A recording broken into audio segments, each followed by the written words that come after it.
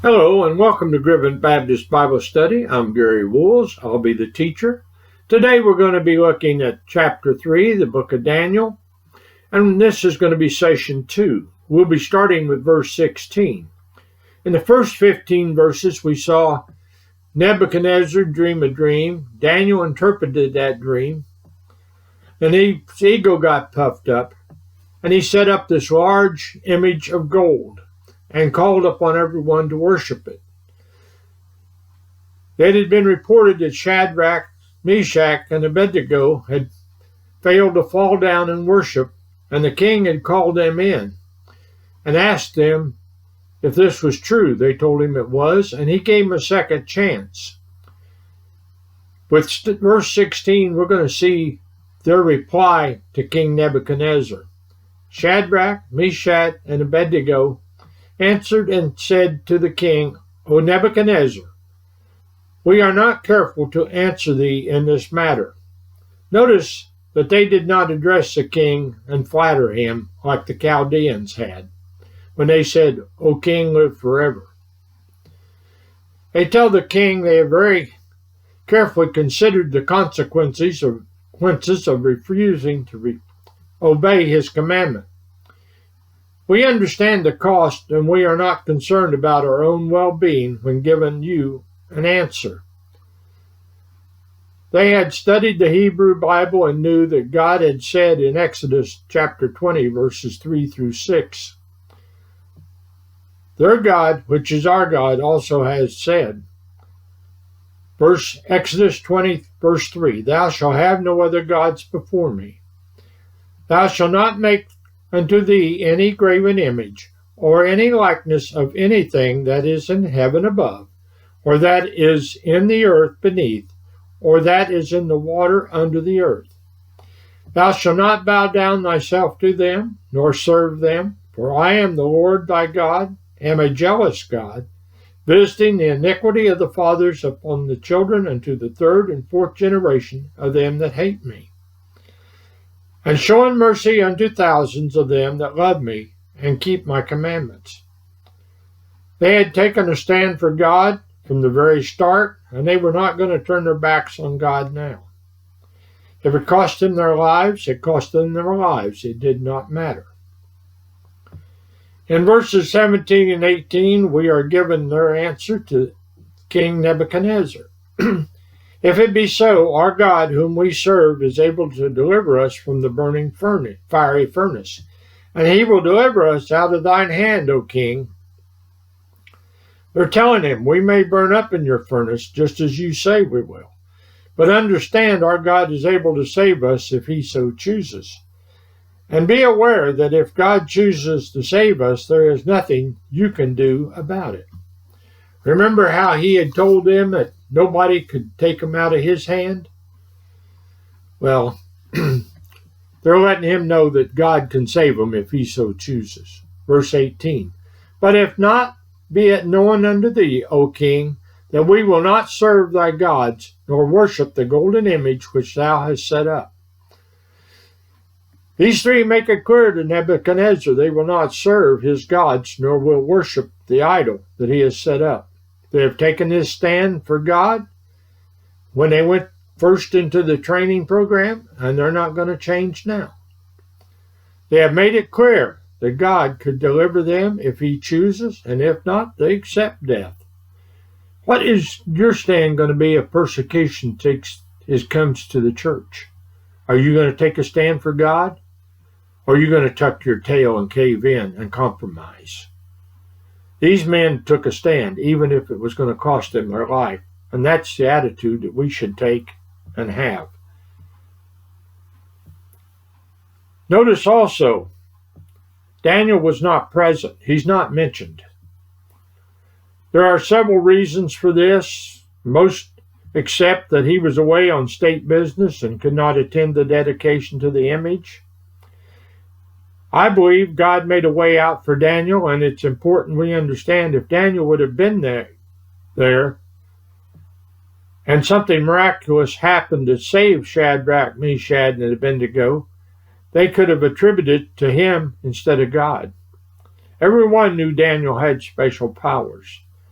By Daniel not being there, God got the glory as he should have. We now move from the king's court to the fiery furnace. Then was Nebuchadnezzar full of fury, and in the form of his vestige was changed against Shadrach, Meshach, and Abednego. Therefore he spake and commanded that they should heat the furnace 17 times more than it was wont to be heated. As usual, the king flies off his handle because something or someone does not agree with him. Shadrach, Meshach, and Abednego were trusted servants of the king, and the king just knew in his own mind they would obey his commandment without question. When they told him they would not worship his gods or fall down and worship the image he had set up, caused him to go into one of his fits of temper.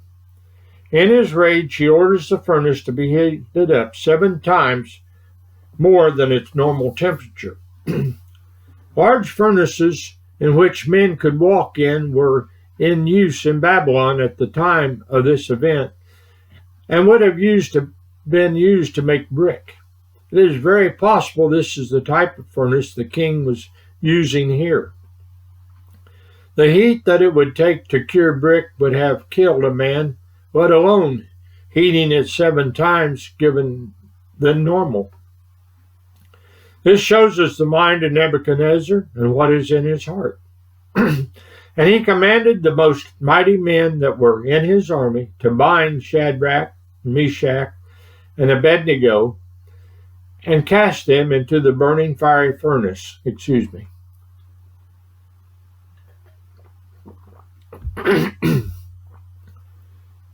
Nebuchadnezzar was not told in his interpretation of his dream that God of heaven had given the kingdom and he was the King of Kings. He had been told this. Daniel had gone on to tell him that God of heaven had given him power, strength, and glory, and made him ruler over the children of men, and beasts of the earth, and fowl of the air.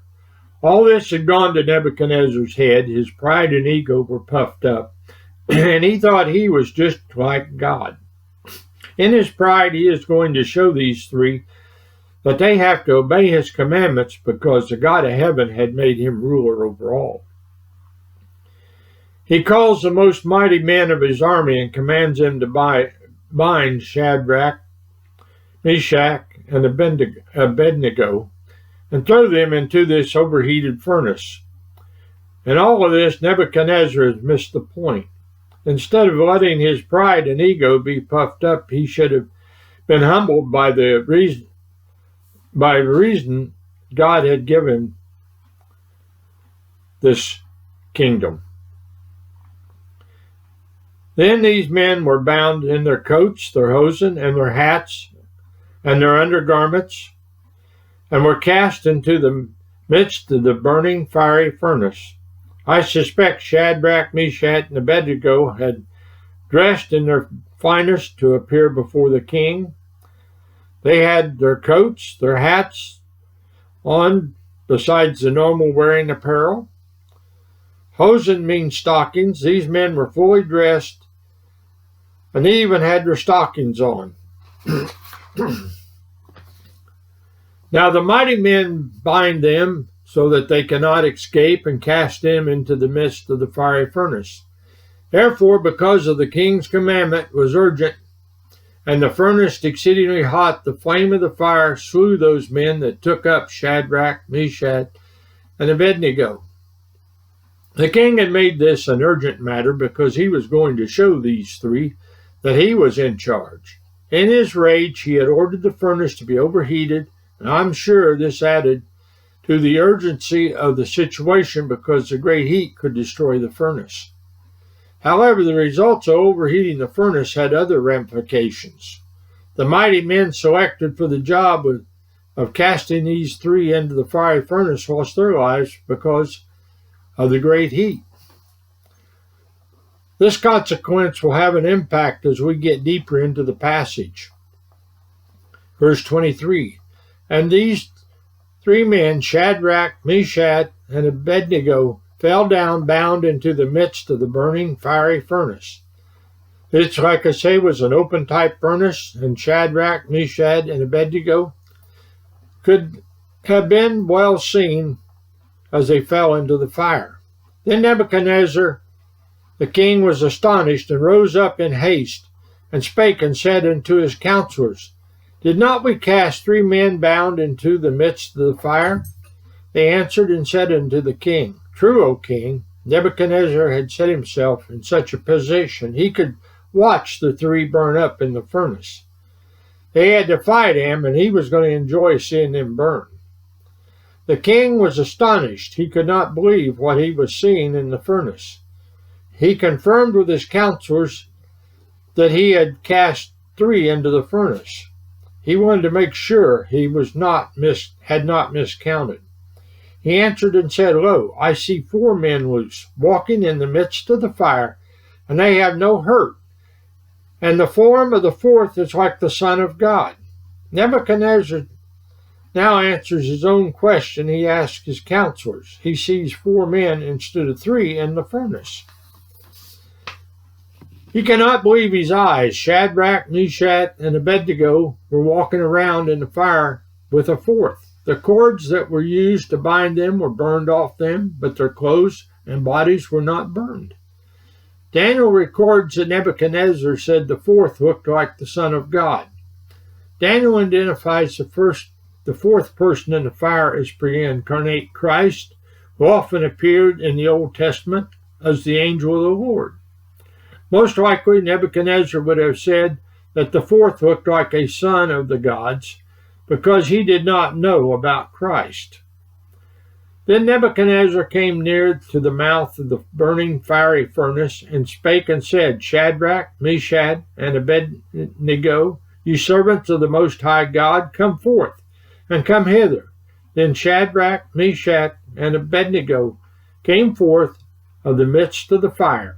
Nebuchadnezzar still cannot believe what he has seen. He approaches the mouth of the furnace and tells Shadrach, Meshach, and Abednego to come out of the furnace. We're not told how close he came to the furnace, because when the soldiers cast the 3 men in, the soldiers perished because of the heat. Daniel had told Nebuchadnezzar about the Most High God, and Shadrach, Meshach, and Abednego told him they would not serve any other gods besides the Most High God. Now Nebuchadnezzar addresses them as servants of the Most High God. Verse 27, And the princes, governors, and captains, and the king's counselors, being gathered together, saw these men, upon whose body the fire had no power, nor was there a hair of their heads singed, neither were their coats charred, nor their smell of fire had passed on them. All the people that Nebuchadnezzar had invited to the dedication of the image were present to see these men punished for not bowing down to the image. Just like Nebuchadnezzar, these gathered to witness the dedication saw no harm had come to Shadrach, Meshach, and Abednego. The fire had not as much as left a smell on them, let alone causing damage to their clothes. Verse 28, Then Nebuchadnezzar spake and said, Blessed be the God of Shadrach, Meshach, and Abednego, who has set his angel and delivered his servants that trusted in him, and have changed the king's word, and yielded their bodies, that they might not serve nor worship any god except their own God. Now Nebuchadnezzar has not made a profession of faith, nor has he been converted. There is nothing personal in his acknowledgement of the power of their God. However, he concludes that their God had changed the king's order. Nebuchadnezzar realizes that God had made his word null and void because these men refused to worship any other god except the God of heaven. Also, Nebuchadnezzar says that their God had sent an angel to deliver these men and serve and trusted the God of heaven. While Nebuchadnezzar does not know who this angel is, Bible scholars all agree it was the pre-incarnate Christ. The question is, are you trusting the Lord like these men trusted the Lord? Verse 29, therefore I make a decree that every people, nation, and language which speak anything amiss against the God of Shadrach, Meshach, and Abednego shall be cut in pieces, and their house shall be made a dunghill, because there is no other God that can deliver after this sort. Now Nebuchadnezzar elevates the God of Shadrach, Meshach, and Abednego up above all the other gods that is worshipped in Babylon, because they cannot deliver people out of the king's hand. He still has a long way to go before he accepts God as his Lord and Savior. Once again, Nebuchadnezzar makes a decree and includes what I believe has become his favorite type of punishment. Anyone saying anything bad about God of Shadrach, Meshach, and Abednego will be cut in pieces and his house made a dunghill.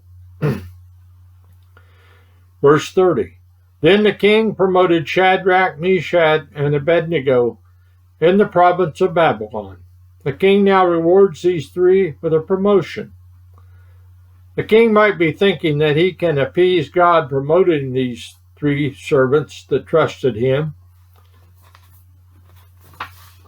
However, I am sure that this promotion just thrilled those that had tried to get rid of Shadrach, Meshach, and Abednego, because they did not like having the Hebrew captives placed in a position above them.